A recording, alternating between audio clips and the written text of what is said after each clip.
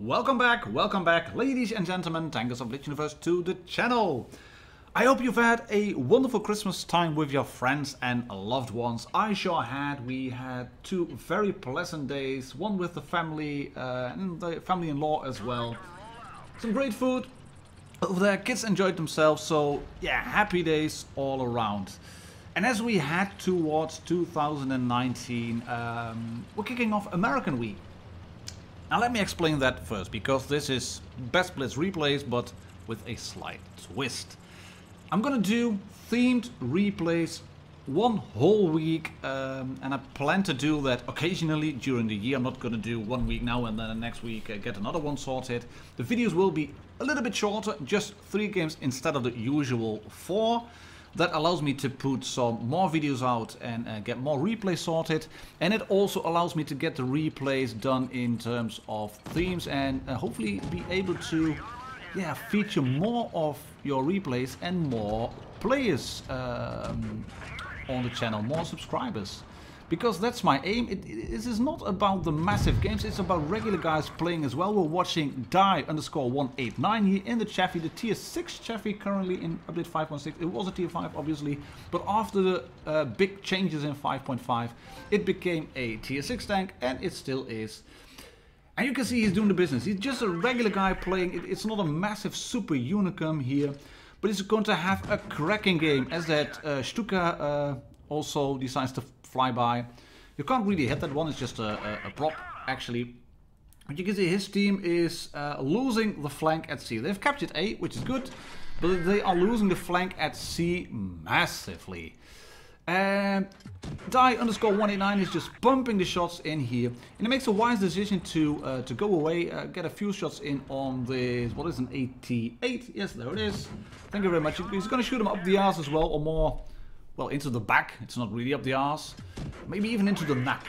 Yeah, he's shooting him up the neck, and he just doesn't clear him. Not completely, but it is 2-on-2 in terms of tanks. They've got one base, so things are looking good. But the rest have got the heavy still, and that's going to be a bit of a problem. Right, back to the theme, American Week number 1. That means we have another video planned for tomorrow as well, and then over the next course of days too. I'm trying to get 7 videos out, time permitting and girlfriend permitting, but I should be able to do 5 at least, give you 15 games in American tanks. And I can already hear you wondering, why is he going for American tanks first? Well, that's the line I wanted to get when I started playing Blitz in December 2014, and boy does time fly when you're having fun. I never expected myself to play this game for that long. When I first went into the game, I saw the tier 34, for example, as a premium tank, and I was thinking, there's no way I would ever gonna spend money on this game. Yeah. Luckily we still have photographs of back then. I spent a fair share. This T150 is just trying to blind fire somewhere. Good call on him, but he's not going to survive. But you can see he's 4-on-4 in terms of tanks. And die_189 really has some work to do. Now he has to go and push in. Because Reds are capturing A.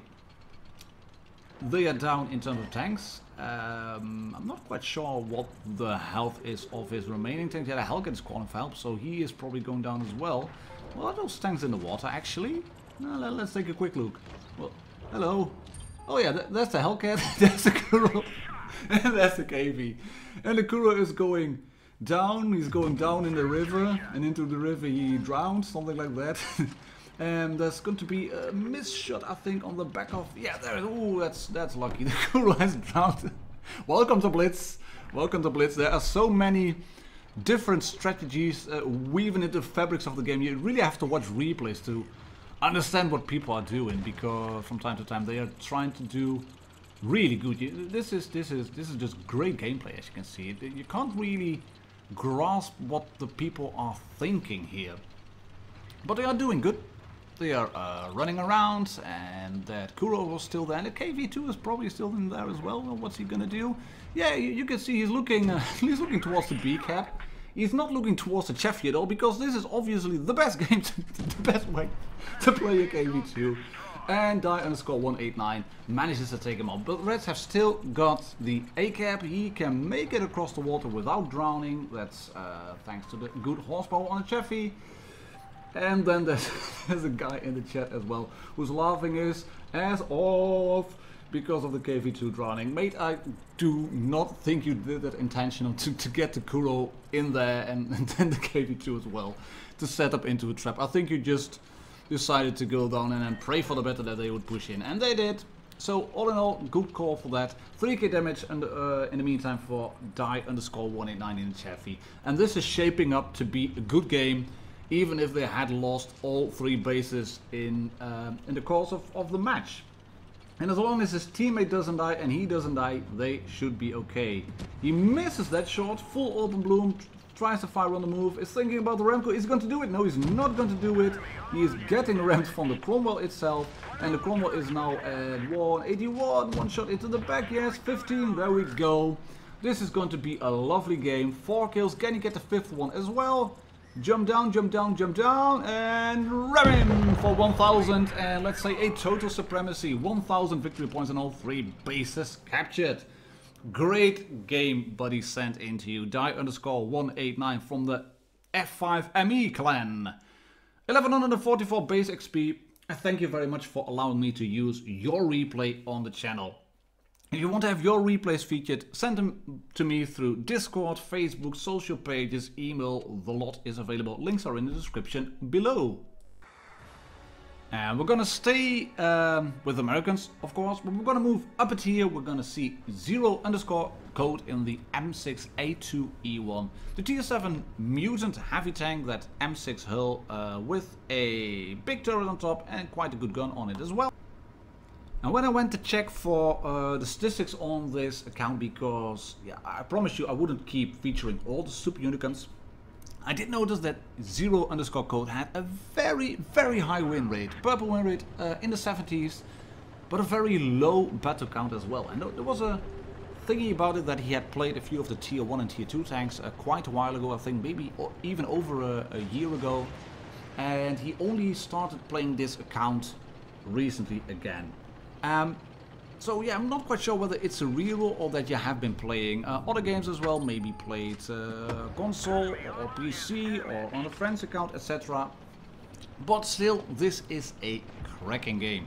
Because he's setting up over here, you can see he's using that car to basically hide the lower parts of his tank, which is more or less the only weak spot tanks at this tier would be able to penetrate him with standard rounds, unless they would keep aiming properly. But yeah, if they would keep aiming properly, then they would sit in the open for too long. And it's stubborn Emil. I mean, you don't have any armor, or at least not a lot, and you do have a big gun, so then the best thing to do in a paper TD like that is to sit in front of a tank with a big gun. And it's the same like that KV1S is doing. I think he probably got the tank with, I don't know, X5 XP or something like that, and thinking, oh look, I have a very big gun, and if I sit here around the corner, then everybody will be afraid and they will just move away because I have a big gun. But yeah, 0_code also has a very big gun, and that gun is just a bit more nasty than your gun is. And he's going to do a good move over here. He's going to push up to the next position where he can go hold down behind the dead KV1. That guy is actually not in a bad spot, and the mutant tank is such a big target, such a high tank, that he is able to shoot over the carpet of the KV1S. Like I said, it might be a reroll, it might be a guy who played an older account or a second account and then managed to get his win rate up to into the 70s. But in terms of gameplay and positioning, etc., this is just impeccable. He's gonna finish off the KV3, and he has got some work to do in the end. Because this tank, the Tiger, it is a one-shot, but you can see the other flank is falling. The KV3 is down thanks to the... where did that one go? Yeah, but where? On the engine deck? How can you bounce a tank like that? Look, it's completely open. I think it hit on the engine deck, or maybe on the turret side, or on the mantle, whatever. He has taken out Vegas Gangstar, and the Easy 8 has taken out the Tiger P as well. There's a one-shot commit. Come on, commit. No, he is not committing. But the SB1C is a stock tank, 900 hit points, that means a stock turret, there's an easy 8 there, so those tanks should not be a problem unless they manage to team up with the 3 of them and then circle him. And _code realizes that, so he is backing up to deny them from getting to his back. And all 3 tanks are spotted now. And you can see what the Comet is trying to do. He's flanking around, he is in the open areas at the moment. Gets a good shot in on the Easy 8 and he's going to not get shot in return. And is that Comet stupid enough to dive into the town over here? Or is he gonna... No, he has gone into the town. Yeah, swing the turret around and snap him. 3.2k damage done, 1780 dealt. And just as that Comet is killed, the Easy 8 and the SB1C, they were doing the right thing. They were trying to get around him. But an Easy 8 is no match for a Mutant tank driven at range. And where's that SB1C? Is he available? Nope. Nope, walking around the corner, not available. That means that the tanks are over here. This shot again, where did that one go? Yeah, over the engine deck. Ah, that's annoying. Bounces another shot and then gets the first damage done to him in the form of a one shot from the SB1C. And you can see that the Mutant tank, it is strong. It is really strong in a hull down frontal position.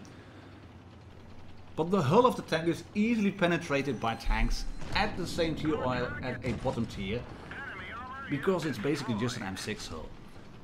Nevertheless, that SB1C, it's a bit unfortunate for him that he has that rear mounted turret. If it had been a T-43 with a front mounted turret, then he would have been able to get a shot in and dive into cover behind the building before _code would have been able to shoot him in return. And even if this is a reroll account, 4k damage, well above 4k in a tier 7 tank, that's a very good game. 6 kills as well, high caliber, the lot, loads of medals, so thank you very much for sending that one in, _code, and allowing me to use it on the channel.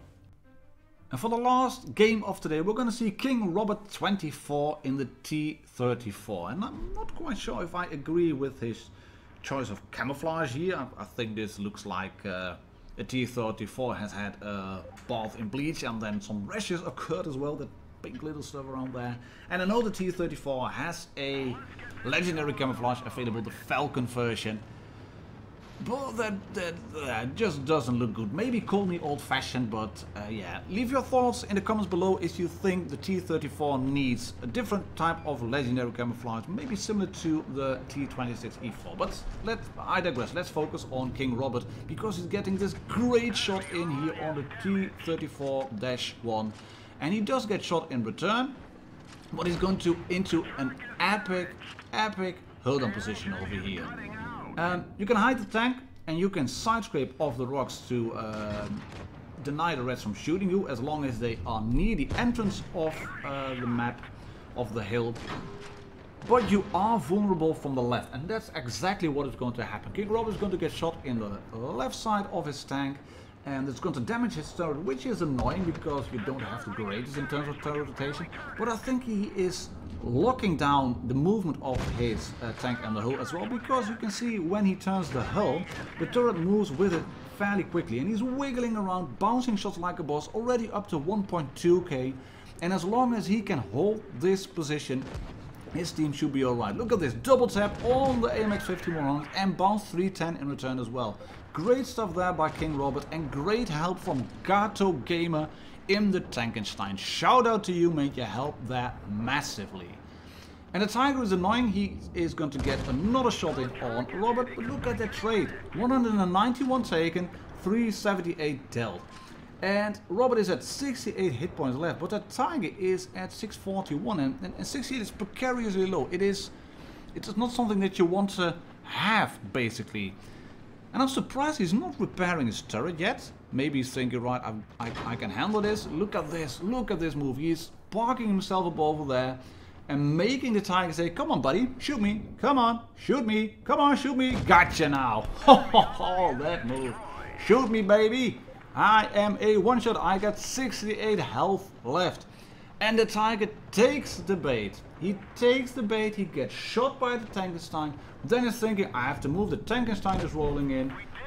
And of course you don't then penetrate this Russian tank. There's no Russian bias in this game. At all. But that play by King Robert, it shows the importance of holding the line.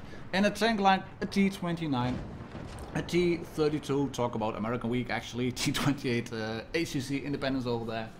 But a tank like a T34, a T29, a T34, they can really hold the line. And that's why this one was the last game for the first episode of the American Week of Best Blitz Replays.